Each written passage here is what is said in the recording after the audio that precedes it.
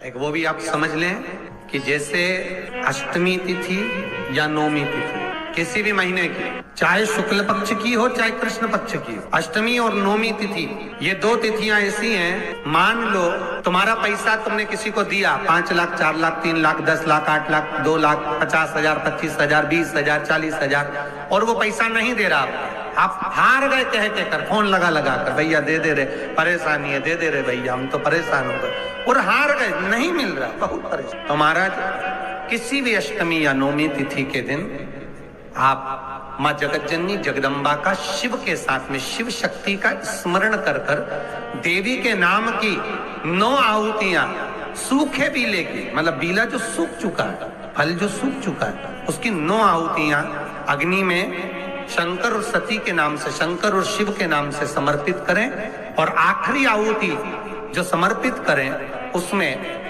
थोड़ा सा भाग तिल का, और तिल भी काली नहीं चढ़ती उसमें, श्वेत तिल का भाग उसके साथ लगाकर समर्पित करें और जिससे धन लेना है उसका नाम लेकर वो समर्पित करें महाराज, उसको सुध आएगी और वो पैसा किसी भी हाल में आपके हाथ में थमाकर जाएगा ही।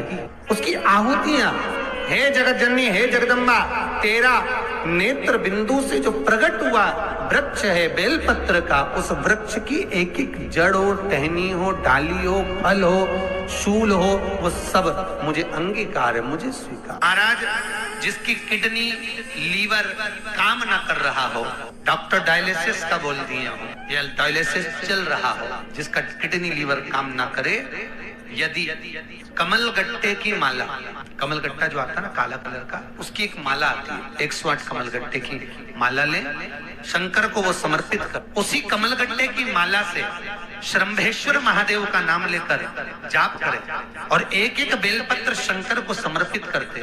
थोड़ी देर बाद जब सारी बेलपत्र समर्पित हो जाएं, शंकर पे चढ़ा हुआ जल श्रंभेश्वर महादेव का नाम लेकर आचमन कर ले, क्योंकि जिनकी किडनी लीवर गड़बड़ हो जाता है, डायलिसिस वाले को पानी भी नाप तोल कर पीना पड़ता है, थोड़ा सा पानी शंभेश्वर महादेव के नाम से आचमन करें, आपका डायलिसिस बंद हो जाएगा, किडनी लीवर वापस काम करना चालू कर देगा। शंभेश्वर महादेव के नाम में इतनी प्रखरता होती है, इतनी प्रबलता होती है कि यदि कोई बच्चा, कोई घर का व्यक्ति, कोई सास, कोई बहू, कोई पुरुष, कोई नारी अगर घर में चिड़चिड़ प्रवृत्ति कर रही हो तो श्रंभेश्वर महादेव का नाम लेकर मात्र थोड़ा सा पानी, गिलास पानी का उसके सामने दे दो और अगर वो पानी पी ले तो 5 मिनट में वो एकदम शांत हो जाती है। श्रंभेश्वर महादेव का इतना प्रमाण। भगवान शंकर का एक अवतार श्रंभेश्वर के रूप में, क्रोध को समाप्त करना, क्रोध को शांत करना। श्रंभेश्वर महादेव, अगर कोई लड़का, कोई लड़की अन्य जगह पर मित्रों के साथ में गलत जगह पर लगे हुए हैं और उनकी संगत नहीं छूट रही है, 5 लौंग 5 काली मिर्ची। आपको मालूम है आपका पुत्र, आपकी पुत्री कोई गलत संगत में है, कोई व्यसन में डूबे हुए हैं, कोई मद्रापान में, मांसाहार में डूबे हुए, दोस्तों की संगत गलत है, 5 लौंग 5 काली मिर्ची श्रंभेश्वर महादेव के नाम से हनुमान जी के मंदिर में लाल कपड़े में बांध कर रख दीजिए, उसको वापस उठा लाइए, 250 ग्राम पामिनी में उसको उकाल लीजिए और श्रंभेश्वर महादेव का नाम लेकर जब पानी ठंडा हो जाए उस पानी को धीरे धीरे सब्जी में मिलाकर खिला दीजिए, उसकी गलत संगत छूट जाएगी, पीने वाले व्यक्ति का पीना छूट जाएगा, कोई गलत व्यसन में डूबा है उसका व्यसन छूट जाता है। श्रंभेश्वर महादेव का इतना प्रमाण है। आज भी शास्त्र कहता है जिसका राहु गड़बड़ चलता है, जिसका केतु गड़बड़ चल रहा हो, पत्रिका में राहु केतु अगर तुम्हारे को दोष दे रहे हो,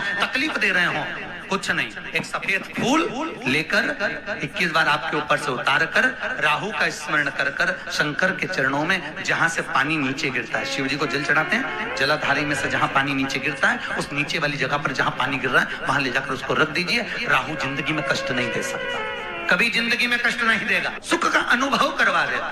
बहुत सुंदर बात है, जिस व्यक्ति को नींद नहीं आती, रात रात भर नींद नहीं आवे, करवटे बदलते रहो, गोली खाकर सोना पड़ रहा हो, कुछ ना करिए, केवल एक श्वेत पुष्प को पीपल के पत्ते पर रखकर जहां से जल नीचे गिरता है वहां पर उसको रख दीजिए। आपकी जिसको नींद नहीं आती उसके ऊपर से उतार बस महा, और जिस दिन आप रख के आओगे उस दिन चकाचक सोओगे, गोली खाने की जरूरत ही नहीं। 1 हफ्ते तक आपको चकाचक नींद आएगी, फिर अगला हफ्ता है, फिर सोमवार को चले जाओ, फिर करिए, फिर गोली खाने की जरूरत ही नहीं, चक नींद, सवेरे 6-7 बजे उठोगे, रात को सोओगे, नींद ही नहीं। 3 तरह की दुर्वा होती है महाराज। कितने तरह की? 3। एक सिंगल बटकी, एक डबल बटकी और एक श्वेत। जिस बेटा और बेटी का विवाह नहीं हो रहा, बहुत प्रयास कर लिया, सफेद वाली दुर्वा को लेकर उसका बट बनाइए, 7 दुर्वा को लेकर बेटा बेटी का हाथ लगवाकर चंद्रमा पे से 7 बार घुमवाकर गणेश जी का जो दांत टूटा हुआ है उस साइड पर दुर्वा को लगवा दीजिए। 3 से 4 महीने में बेटा बेटी का विवाह पक्का हो जाए। चंद्र गणेश का स्मरण कर, बालचंद्र गणेश का स्मरण करिए।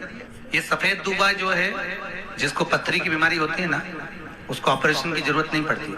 जहां पर पानी का स्रोत रहेगा, जलाशय रहेगा, कुआं रहेगा, बावड़ी रहेगा, वहां सफेद दुबा लगती है। उस दुबा को लाओ, गणेश जी को समर्पित करिए, बालचंद्र का स्मरण करिए, उसी दुबा को चबा चबा कर दांत से खाना चालू कर दीजिए। 15 दिन में पथरी बाहर हो जाती है। भगवान श्वेत दुर्वा का इतना प्रमाण है हमारा। भगवान गणेश जी महाराज को जो दुबा आप लोग समर्पित करते हैं, उसको मोली से बांधकर कभी नहीं चढ़ाएंगे, मोली से धागे से बांधकर नहीं चढ़ाएंगे, दुबा से ही उसको लपेट दीजिए, दुबा से ही उसको बांधिए और प्रयास करा करो कि दुर्वा जहां गणेश जी का दांत टूटा है उसी ओर गणेश जी को समर्पित करी जाए। दुर्वा का क्रम है। मनोकामना प्राप्ति के लिए 21 दुर्वा, वंश वृद्धि के लिए 11 दुर्वा, कार्य सिद्धि के लिए 7 दुर्वा और अच्छे एग्जाम में पास होने के लिए 5 दुर्वा का प्रमाण शिव महापुराण में वर्णन है महाराज। ऐसा हमारे यहाँ शिव महापुराण शास्त्र। नवमी तिथि, कौन सी तिथि? नवमी, चाहे शुक्ल पक्ष की हो चाहे कृष्ण पक्ष की। 7 दुर्वा, कितनी दुर्वा? 7 दुर्वा अशोक सुंदरी वाली जगह पर चढ़ाकर, शंकर भगवान के ऊपर चढ़ाकर, गणेश जी के चरणार बिंदु को लगाकर उसको लेकर आना है। हाटकेश्वर महादेव का स्मरण कर। कौन से महादेव?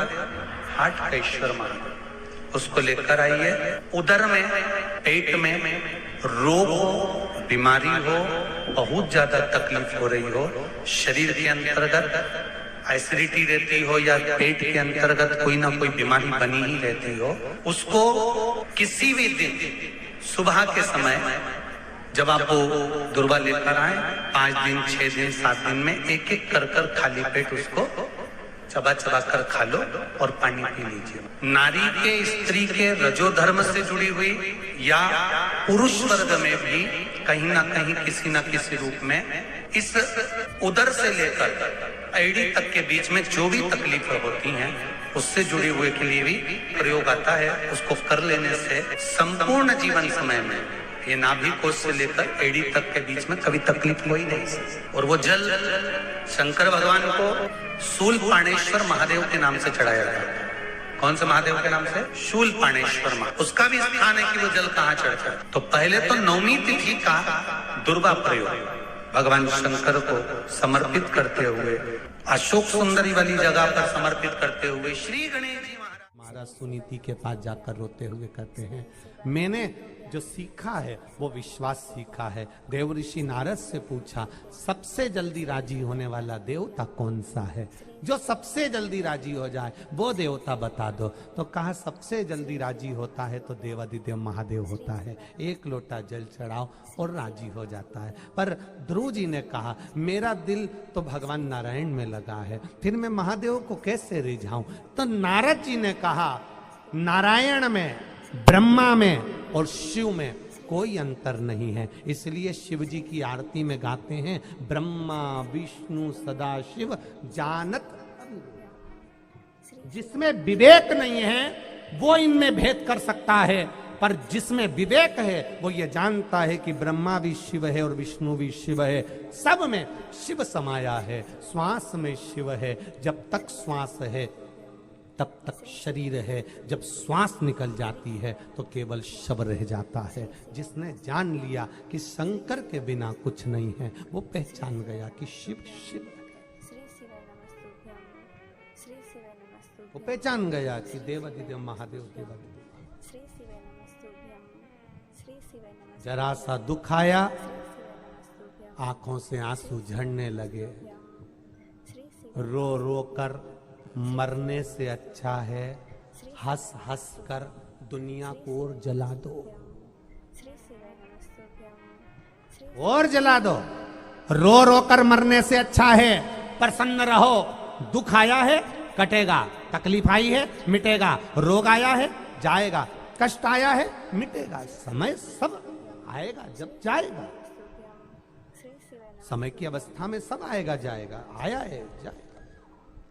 श्री शिवाय नमस्तुभ्यं, श्री शिवाय नमस्तुभ्यं, श्री शिवाय नमस्तुभ्यं, श्री शिवाय नमस्तुभ्यं, समय की अवस्था में सब आता जाता है। श्री शिवाय नमस्तुभ्यं, श्री शिवाय नमस्तुभ्यं। आपका विश्वास जब दृढ़ होगा, आपका भरोसा जब दृढ़ होगा, अपने आप कार्य सफल, अपने आप। ध्रुव जी महाराज ने देवऋषि नारद से पूछकर भगवान की अविरल भक्ति में लग गए, भगवान के भजन में लग गए। ऐसा भजन ध्रुव जी महाराज ने करा, ऐसा भजन ध्रुव जी महाराज ने करा, ऐसी भक्ति ध्रुव जी महाराज ने करी, ऐसी भक्ति करी। देवलोक वैकुंठ लोक सब हिरने लगा, उस भगवान विष्णु को प्रकट होने लग पड़ा और कहा मांग तुझे क्या चाहिए, बस कुछ नहीं। मेरी बुआ ने कहा था भगवान मिले तो उससे कुछ मत मांगना, केवल उसके सिवाय। तो मेरी बुआ ने मुझसे कहा था क्या मांगू मैं तुमसे, कुछ नहीं मांगना, मुझे केवल तुम्हारी गोदी में बैठना है। काय में बैठना है? गोदी में बैठना है। अब जिसकी संतान नहीं, जिसकी औलाद नहीं, जिसकी कोई संतान नहीं, और वो किसी की औलाद को, किसी की संतान को गोदी में लेकर बैठ जाए या गोदी ले ले, तो सारी जायदाद का हिस्सेदार होता है कि नहीं होता? बोलो रिजी जी, बोलो जम के बोलो जरा, होएगा ना? सारी जायदाद का हिस्सेदार बन जाएगा। अब भगवान शिव जी के यहाँ संतान, भगवान ब्रह्मा जी के यहाँ संतान, भगवान विष्णु के यहाँ जब संतान का सुख नहीं, तो फिर अब ध्रुव जी महाराज कह रहे हैं कि मेरी बुआ ने कहा था, देवऋषि नारद ने भी मुझसे कहा था भगवान मिलेंगे तो क्या मांगेगा। मेरी बुआ ने कहा था जब भगवान मिले तो वैभव मत मांगना, धन मत मांगना, दौलत मत मांगना, सत्ता मत मांगना, क्योंकि ये दौलत, ये सत्ता, ये वैभव, ये जायदाद, ये संपदा तो एक दिन सब छूट जाएगी। अगर मांगना तो भगवान को खुद को मांग लेना। मुझे भगवान आपकी गोद में बैठना है।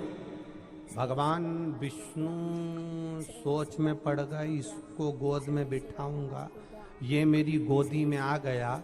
गोदी में अगर आ गया तो इसको कुछ मांगने की जरूरत ही नहीं पड़ेगी। जब गोदी आ गया तो पूरी जायदाद का हिस्सेदार बन गया। ये मांग कर करेगा क्या ये? कोई कोई बहुत चतुर होते हैं, बहुत चतुर। छोरा छोरी वालों के यहाँ जब संबंध होता है ना, बहुत चतुर लोग मिलते हैं, बहुत। एक छोरा वाला छोरी वाले के यहाँ गया, देखो साहब, सगा जी, बियाई जी साहब, समधी जी, हमें कहीं नहीं चाहिए, एक रत्ती भर सामान नहीं चाहिए, हमारे यहाँ सब है। देखो हमारे यहाँ फ्रिज भी है, टीवी भी है, सब है, पर तुम अगर टीवी दोगे तो अपनी छोरी को दोगे। हमारे यहाँ सब है।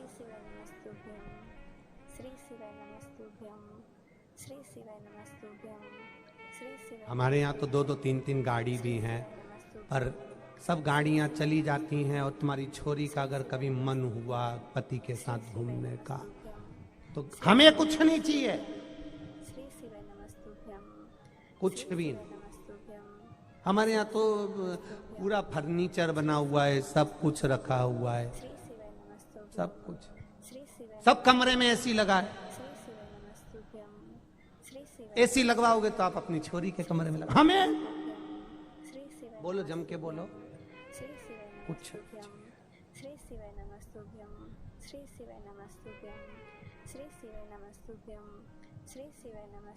हमें कुछ नहीं चाहिए, कुछ। अब गाड़ी भी तुम छोरी को दोगे, सब सामान छोरी को दोगे, तो छोरी का बाप बोला फिर हमें छोरी भी नहीं देना। हाथ जोड़े, सब छोरी को देना है तो छोरी को हम यही नहीं दे देंगे, तुम तो जाओ बिहाई जी, श्रीफल लो अपने घर। शिव महापुराण की कथा कर रही है, मांगना बाबा से तो मांगना तो इतना मांगना कि देना हो तो दीजिए, जन्म जन्म का साथ दे दीजिए, और कुछ भी नहीं। बस तेरा और मेरा साथ बना रहे, इतनी कृपा कर देना। जितना जन्म मिले जितनी बार पृथ्वी पर जन्म मिले मुझे उतनी बार तेरे चरणों की सेवा मिले, जितनी बार पृथ्वी पर जन्म मिले तेरी शिव महापुराण की कथा मिले, जितनी बार जन्म मिले तेरी भक्ति मिले और उसके सिवाय कुछ नहीं। श्री शिवाय नमस्तुभ्यं श्री जब भी जन्म मिलेगा सेवा करेंगे कहते तुमसे बाबा शरण पड़ेंगे, देना साथ हमारा बाबा बन कर के तुम साथी, भोले तेरे नाम से गुजारा हमारा, गुजारा